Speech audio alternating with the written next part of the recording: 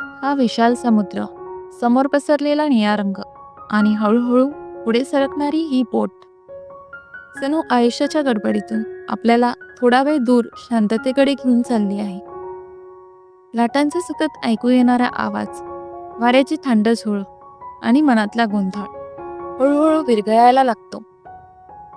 ते समुद्राकडे पाहिलं की कळतं, आपल्या चिंता किती लहान आहेत आणि निसर्ग किती विशाल आहे.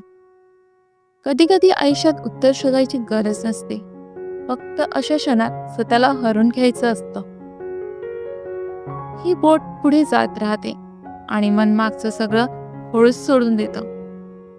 समुद्र शिकवतो, घाई न करता पुढे जाणं आणि शांत राहून सगळं स्वीकारणं. या निळ्या पाण्यात जणू नवीन ऊर्जा दडलेली आहे, जी मनाला पुन्हा ताजतवानं करते.